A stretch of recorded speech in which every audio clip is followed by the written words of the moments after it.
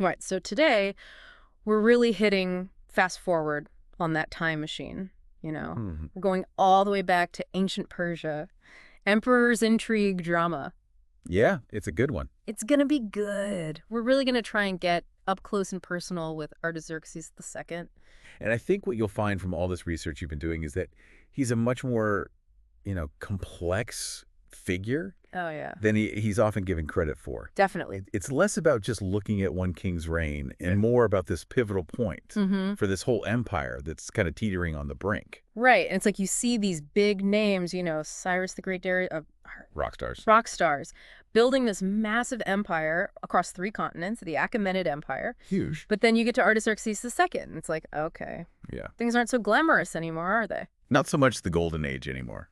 Not so much. More like, oh, what now? Yeah. What do you do when you've inherited all these different cultures and ambitions and trying to govern all that? It's gotta be a headache.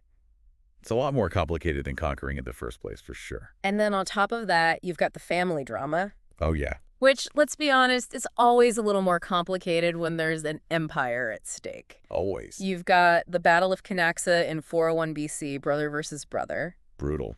So was this just a case of, like, bigger army wins, or was there some actual strategy going on? This is where the research you found gets really interesting, because it seems that Cyrus the Younger, the ambitious brother, really went all in on those Greek mercenaries. Oh, yeah, they were, like, the ones to get. They were known for their military prowess.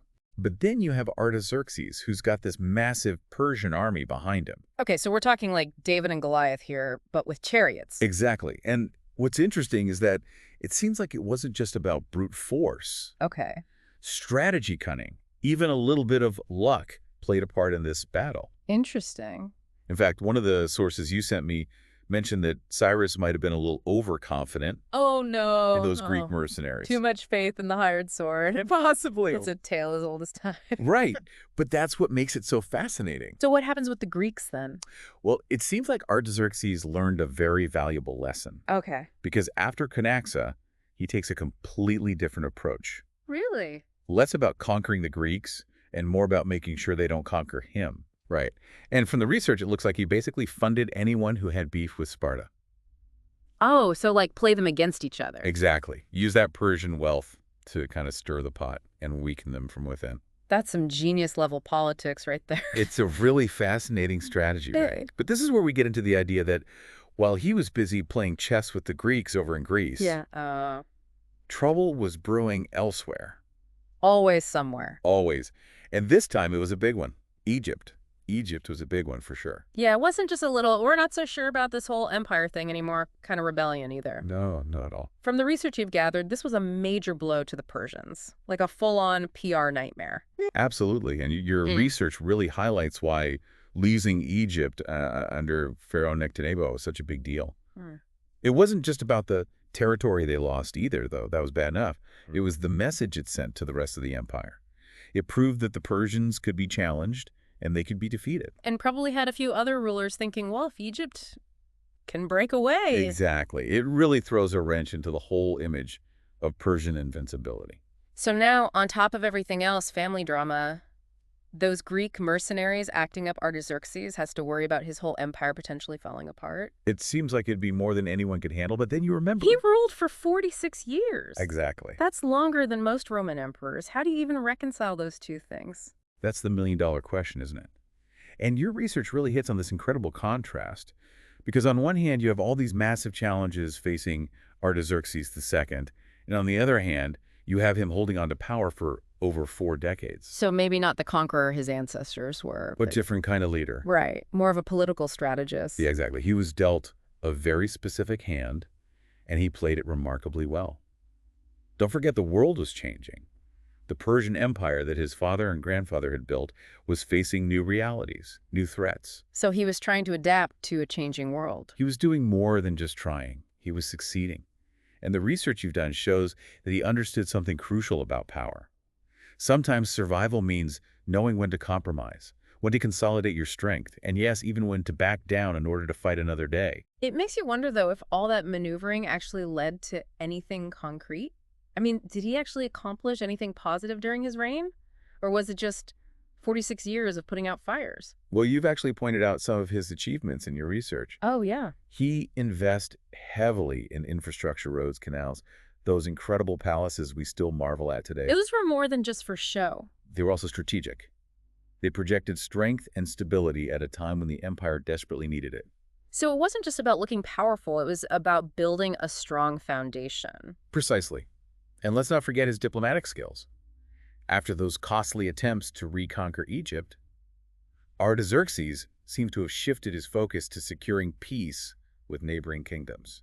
Okay, so less about expanding the empire and more about maintaining what they had. Exactly. And that takes a special kind of leadership to recognize when the time for conquest is over and the time for diplomacy has begun. It's hard to imagine being in his position. Internal rebellion, external threats, having to constantly adapt to new challenges. It makes you wonder how history views a figure like Artaxerxes II. Is he ultimately considered a failure because the empire eventually fell, or is there a more nuanced perspective? Well, you've uncovered something really interesting in your research. It's a debate that still continues to this day among historians. Really? Some argue that the loss of Egypt and the growing instability during his reign are black marks against him. They say he simply wasn't strong enough to hold the empire together. Which is easy to say looking back, you know. Yeah. Exactly. Hindsight is 20/20. But other historians argue that Artaxerxes II was dealt an impossible hand, that he inherited an empire already in decline, facing pressures that no single ruler could have overcome. It's like trying to stop a tsunami with a bunch of buckets. A very accurate analogy. And when you look at the big picture, Artaxerxes II was walking a tightrope, trying to hold on to the legacy of this once great empire while simultaneously trying to adapt to a changing world. He was stuck between a rock and a hard place. In a sense, he was. Right. And it's fascinating to see how these internal and external pressures played out, even in the very structure of the Persian army itself. You mean how they started relying more and more on those Greek mercenaries instead of their own soldiers? What was the deal with that? It's like you're stuck in this cycle, right? You bring in these outsiders to help you stay in power. Yeah. But then what happens when they want more? Well, that's exactly what happened with the Persian Empire. It's one of those classic dilemmas that your research does a great job of highlighting. It went from a case of necessity to a real vulnerability. Because their own success made them reliant on these other groups. Exactly. Think about it. Persia had become this amazing mix of cultures and people. A real melting pot. Right. But that meant they had to rely more and more on those different groups, especially those Greek hoplites, to maintain their military strength. It's like they accidentally created their own worst enemy. In a way they did. And it wasn't just about the regular soldiers either. Your research mentions how Greeks were rising through the ranks, taking on more and more authority within the Persian military. Wow, and I bet that didn't sit well with everyone. You can imagine the tension it must cost, right? You have this proud warrior culture within Persia, and suddenly they're being led by the very people they used to fight against. Talk about an identity crisis. Exactly. And that gets to the heart of what your research explores so well. It wasn't just about military power shifting. It was about the whole cultural landscape of the empire changing. That old sense of unity and shared purpose that had made the Achaemenid Empire so strong, it was starting to disappear. And there's Artaxerxes II trying to hold it all together. Right, along with everything else. Yeah. And somehow he managed to rule for 46 years. It's incredible. So when all is said and done, how should we remember Artaxerxes II? What's the final verdict? I think your research really emphasizes that history is rarely about simple heroes and villains. It's definitely more complicated than that. Much more. And Artaxerxes II embodies that complexity perfectly. He wasn't this legendary conqueror like Cyrus the Great, but he wasn't a failure either. He was handed a set of challenges that, frankly, might have been impossible for anyone to overcome. So he was dealt a really tough hand, and he did the best he could. That's a good way to put it.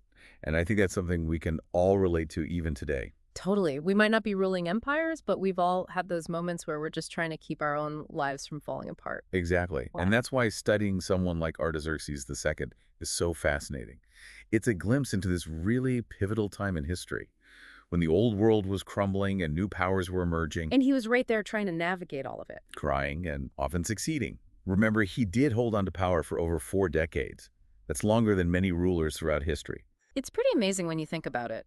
We started off talking about emperors and battles, but we've ended up thinking about leadership change and how to adapt to a world that's constantly shifting. That's the beauty of history, isn't it? It's not just dates and names.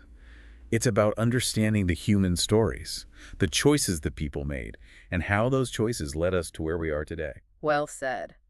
And on that note, I think we'll leave our listeners with a final thought. We've talked a lot about the challenges Artaxerxes II faced, but what if we were in his position? Could we have done any better? Just something to think about. It is something to think about. Thanks for joining us on this deep dive into ancient Persia and the reign of Artaxerxes II. We'll see you next time for another deep dive.